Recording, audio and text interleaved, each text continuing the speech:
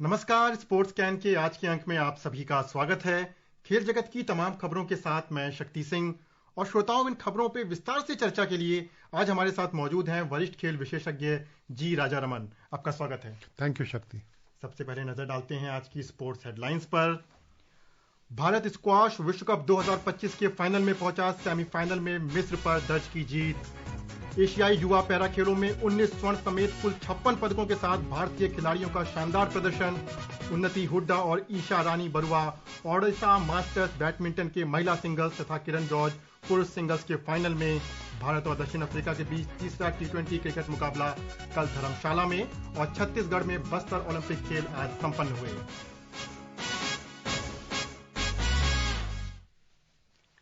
Bharat squash विश्व cup 2025 के final में पहुंच गया है। भारत ने अभी सेमीफाइनल मुकाबले में मौजूदा चैंपियन मिस्र को हरा करके फाइनल में अपनी जगह बनाई और यहीं से चर्चा को शुरू करते हैं। भारत के लिए सबसे बड़ी उपलब्धि कह सकते हैं आज के दिन की, अपना ही देश, अपना ही वेन्यू और पहली बार फाइनल की एंट्री। बहुत बड़ी बात है क्योंकि आप डिफेंडिंग चैंपियन इजिप्ट को हरा है और मिस्र को हराना आसान नहीं होता है। They have very strong legacy Egypt के पास, और वैसे टीम को हराना, वो भी 3-0 से हराना सेमीफाइनल में, बहुत बड़ी उपलब्धि है भारतीय स्क्वाश के लिए। क्योंकि ये ओलंपिक गेम्स में शामिल होने जा रहा है, हमारे लिए अच्छे संकेत आ ही रहे हैं। लॉस एंजलिस का जो ओलंपिक्स होना है वहां पे स्क्वाश शामिल है, और जो हमारे युवा खिलाड़ी है, वेलवन सेंदिल कुमार हो या अनाहत हो या अभय सिंह हो, इन्होंने भारत का परचम लहराया। बहुत शानदार प्रदर्शन रहा है। इनके सामने फाइनल एक बचा हुआ है, अगर वो भी जीतते तो बहुत बड़ी बात, भारतीय खेल के लिए बहुत बड़ी उपलब्धि होगी। जी बिल्कुल, एक बहुत बड़ी उपलब्धि। और जिस तरह का आज का मुकाबला रहा, कह सकते हैं कि एक पल के लिए भी नहीं लगा कि सामने डिफेंडिंग चैंपियंस हैं। 3-0 से मुकाबला बिल्कुल अपने पक्ष में कर लिया और जो शप्पा तक तो बारी नहीं पहुंच पाई कि चिनप्पा तक बारी पहुंचे। अनाहत को और अभय को संघर्ष करना पड़ा। आसान तो नहीं कह सकते, 3-0 लगता है कि आसान है, लेकिन जब आप इंडिविजुअल मैचेस देखो तो अनाहत को और अभय को काफी मशक्कत करनी पड़ी है। तो it is a great result for Indian squash, और घर पे होना, होम क्राउड का सपोर्ट रहना, I think it is fantastic result for Indian squash. जी बिल्कुल, एक बहुत ही अच्छा संकेत, और उम्मीद होगी कि चेन्नई इस बार भारत के लिए कुछ अच्छी खुशखबरियां लेकर के आएगा। दुबई में जारी एशियाई युवा पैरा खेल्स में एथलेटिक्स से लेकर तैराकी तक भारतीय खिलाड़ियों का दबदबा देखने को मिला। भारत इस समय पदक तालिका में 19 स्वर्ण, 15 रजत और 22 कांस्य पदकों के साथ कुल 56 पदक जीतते हुए अपने अभियान को एक ऐतिहासिक मोड़ दे रहा है। भारतीय पैरा खिलाड़ी इस पूरे साल, पिछले 2 अगर सालों से देखा जाए पैरा ओलंपिक खेलों से अब तक, हर मोर्चे पे, फील्ड से लेकर के, चाहे वो मेंटल संतुलन की बात हो, मानसिक संतुलन की, हर मोर्चे पे सक्षम साबित हुए हैं और बराबर टक्कर देते हुए नजर आ रहे हैं। खिलाड़ी तो शानदार निकले हैं पैरा स्पोर्ट के, चाहे वो सीनियर्स हो या युवा खिलाड़ी हो।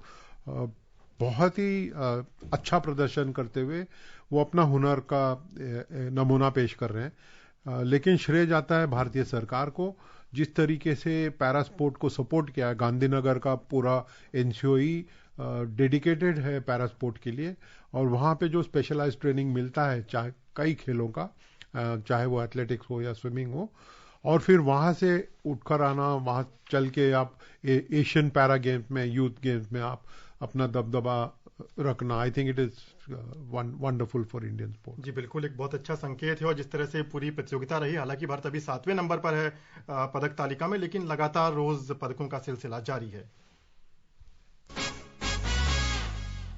अंतिम पंघल ने कल 2025 सीनियर राष्ट्रीय कुश्ती चैंपियनशिप में महिलाओं के 55 किलोग्राम भार वर्ग में स्वर्ण पदक जीता। वहीं महिला टीम का खिताब हरियाणा के नाम रहा।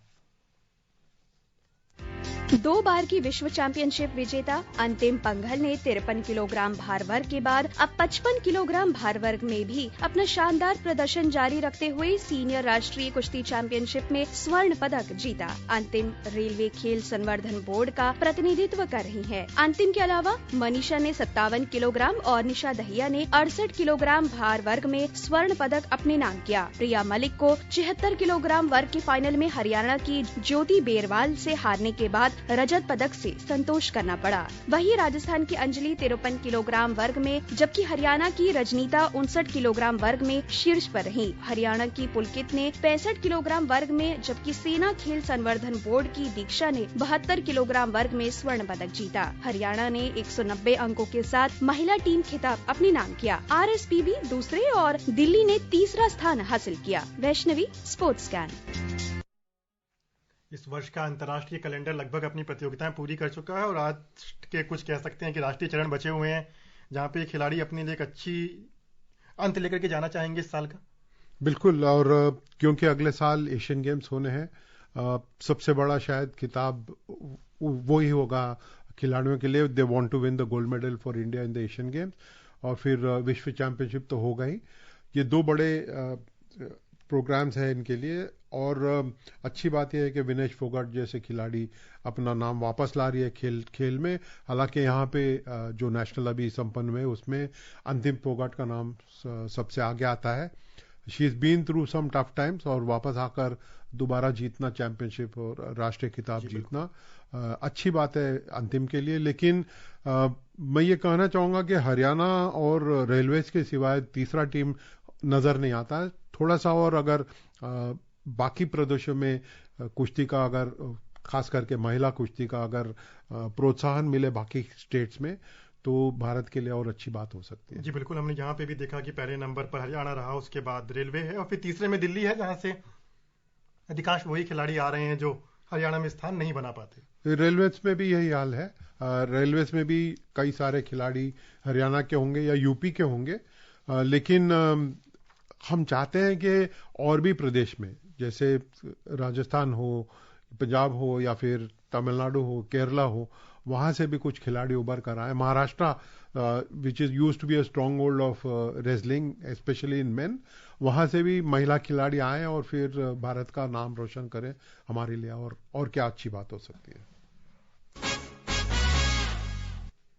भारत और दक्षिण अफ्रीका के बीच तीसरा T20 मुकाबला कल धर्मशाला में खेला जाएगा। भारत की नजर 1-1 से बराबर चल रही इस सीरीज में अपनी बढ़त बनाने पर होगी।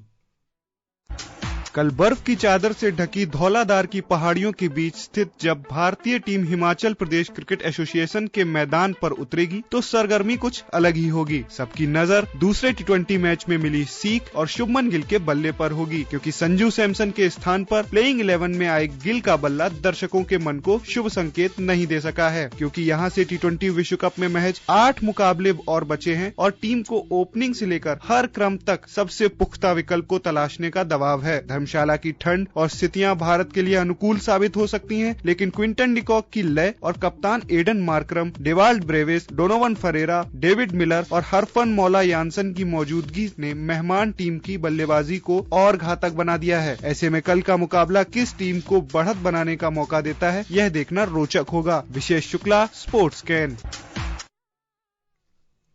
भारतीय टीम कोशिश तो यही करेगी कि कल बढ़त बनाई जाए और वापस जो एक मोमेंटम पहले मैच के बाद भारत को मिला था उसको हासिल किया जाए।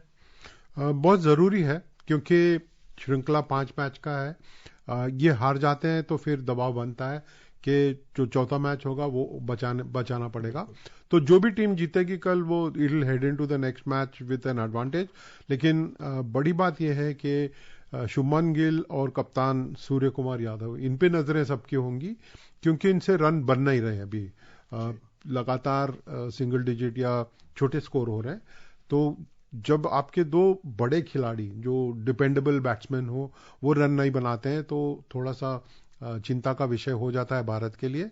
लेकिन आई एम श्योर एक इनिंग से दूर है शुभमन गिल और फिर सूर्य कुमार यादव। जी बिल्कुल, जी जिस तरह का पूरा फॉर्मेट है, एक अच्छी इनिंग, एक अच्छी पारी, चाहे वो 40, 45, 50 रन किया है, वो एक बहुत अच्छा संकेत देगी, और खासकर ऐसे वक्त पे जहां पे हम महज 6 हफ्ते दूर हैं अपने T20 विश्व कप की तैयारियों से। उन्नति हुड्डा और ईशा रानी बरुआ ओडिशा मास्टर्स बैडमिंटन की महिला सिंगल्स तथा किरण जॉर्ज पुरुष सिंगल्स के फाइनल में पहुंच गए हैं। आज सेमीफाइनल मुकाबले में उन्नति ने तस्नीम मीर को 1 घंटे तक चले मुकाबले में 18-21, 21-16, 21-16 से हराया। वहीं दूसरे सेमीफाइनल में ईशा रानी ने शानदार वापसी करते हुए तन्वी हेमंत को 18-21, 21-7, 21-7 से हराया। पुरुष सिंगल्स में किरण जॉर्ज ने रौनक चौहान को 21-19, 8-21 और 21-18 से हराया। फाइनल में उनका मुकाबला इंडोनेशिया के मोहम्मद यूसुफ से होगा। छत्तीसगढ़ में बस्तर ओलंपिक खेल आज संपन्न हो गए। समापन समारोह में मुख्य अतिथि केंद्रीय गृह और सहकारिता मंत्री अमित शाह मौजूद रहे। इस अवसर पर छत्तीसगढ़ के मुख्यमंत्री विष्णुदेव साय भी उपस्थित रहे। साथ ही मशहूर फुटबॉल खिलाड़ी भाईचंग भूटिया भी थे। इस वर्ष ओवरऑल चैंपियन बस्तर जिला बना।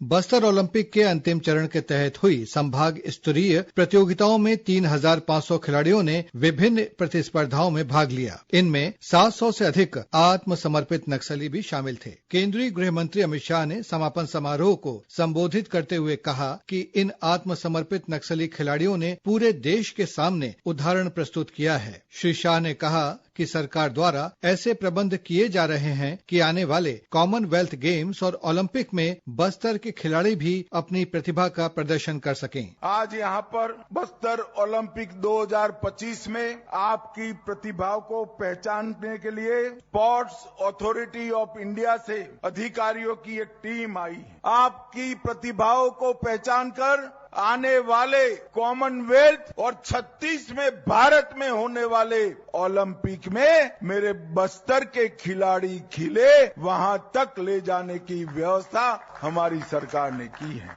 इस ओलंपिक में जूनियर बालिका वर्ग में कोंडागांव की कृतिका मरकाम यूथ आइकॉन और जूनियर बालक वर्ग में बस्तर के डमरू कश्यप यूथ आइकॉन चुने गए हैं। वहीं सीनियर वर्ग में कोंडागांव की सुशीला नेताम महिला यूथ आइकॉन और कांकेर के डिगेश्वरी नोरेठी पुरुष यूथ आइकॉन चुने गए हैं। स्पोर्ट्स स्कैन के लिए आकाशवाणी रायपुर से मैं विकल्प शुक्ला। उधर दूसरी तरफ खेल मंत्री मनसुख मांडविया ने आज उत्तराखंड के पौड़ी जिले में सांसद खेल महोत्सव का उद्घाटन किया। इस दौरान श्री मांडविया ने राष्ट्र निर्माण में खेल संस्कृति के महत्व पर जोर दिया और पौड़ी को एक हाई एल्टीट्यूड स्पोर्ट्स हब के रूप में विकसित करने के लिए केंद्र सरकार की प्रतिबद्धता दोहराई। पार्ट बी में गढ़वाल लोकसभा क्षेत्र को उसमें शामिल कर दूंगा, तो आवश्यकता के अनुसार आपके क्षेत्र में भी स्पोर्ट्स इंफ्रास्ट्रक्चर भारत सरकार के सहयोग से उपलब्ध होगा। उत्तराखंड भी बदल रहा है, देश भी बदल रहा है। तो लगातार सरकार के प्रयास जारी हैं कि किस तरह से क्षेत्रीय स्तर पे, बहुत बुनियादी स्तर पे, जहां तक अब तक इंफ्रास्ट्रक्चर की पहुंच नहीं थी, वहां पे खेलों की संस्कृति को पैदा किया जाए और कुछ मैदान और कुछ बुनियादी ढांचा मुहैया कराया जाए खिलाड़ियों को। कितनी सफल अब तक सरकार नजर आती है? ये तो अच्छी बात है कि इंफ्रास्ट्रक्चर डेवलपमेंट हो रहा है, विभिन्न प्रांतों में हो रहा है। अरुणाचल प्रदेश में हुआ है और हिमाचल में हो रहा है, अभी फिर उत्तराखंड में हो रहा है। लेकिन इससे भी अच्छी बात वो है कि बस्तर जैसे जगह में वहां पे जो पुराने नक्सलाइट्स है जो सरेंडर किए हुए वो भी खेल में शामिल हुए। ये दर्शाता है कि खेल की क्या शक्ति है। आपका नाम भी शक्ति है। खेल में जो पावर है बहुत इंपॉर्टेंट है और हमारे समाज को ये समझना होगा और फिर सब लोगों को और ज्यादा खेलना होगा। But this is a great initiative. जी बिल्कुल, एक बहुत अच्छा उदाहरण है ये। और श्री मांडविया ने कहा भी कि जब कोई खिलाड़ी मैदान पर जीतता है तो उसके साथ पूरा देश जीतता है, तो ये एक सामूहिक उपलब्धि है। इसी कड़ी में फुटबॉल के दिग्गज खिलाड़ी मेसी आज जीओटी इंडिया टूर के दूसरे चरण में हैदराबाद पहुंच गए हैं, जहां पे वे शहर के कई दिग्गज लोगों के साथ एक फुटबॉल मैच में शामिल हो रहे हैं। इससे पहले वे आज सुबह कोलकाता पहुंचे, जहां पर एक दुर्भाग्यपूर्ण घटना भी हुई और उसके बाद तमाम चीजें। लेकिन हम ये जानना चाहेंगे सबसे इतर कि मेसी जैसे एक दिग्गज खिलाड़ी का भारत में आना, भारत जो फुटबॉल के मैदान पे अपनी राहें तलाश रहा है बड़े आयोजनों के लिए और बड़ी प्रतियोगिताओं के लिए, कितना अच्छा संकेत है। जब कोई सेलिब्रिटी आके मैदान में उतरता है खेल के लिए अच्छी बात है, लेकिन उसको मैनेज सही करना होगा, जो शायद कोलकाता ने नहीं किया। लेकिन हैदराबाद, मुंबई और दिल्ली, आशा यह है कि यहाँ पे आयोजन अच्छा होगा और फिर प्रोत्साहन मिलेगा युवा खिलाड़ियों को फुटबॉल और बेहतर खेलने का। जी बिल्कुल, इस यात्रा में वो हैदराबाद के बाद मुंबई और नई दिल्ली भी जाएंगे और भारतीय फुटबॉल के लिए कह सकते हैं कि एक अच्छा मौका है एक बड़े प्लेटफॉर्म को, अवसरों को संभावनाओं में बदलने का। और श्रोताओं, अब समय हो रहा है आप सभी से विदा लेने का। कल इसी समय आपसे फिर मुलाकात होगी खेल जगत की तमाम खबरों के साथ। राजा रमन जी, आपका बहुत बहुत धन्यवाद कि आप स्टूडियो आए और तमाम विषयों पे आपने हमसे चर्चा की। धन्यवाद शक्ति। और श्रोताओं, इसी के साथ मुझे और स्पोर्ट्स स्कैन की पूरी टीम को अनुमति दीजिए। नमस्कार।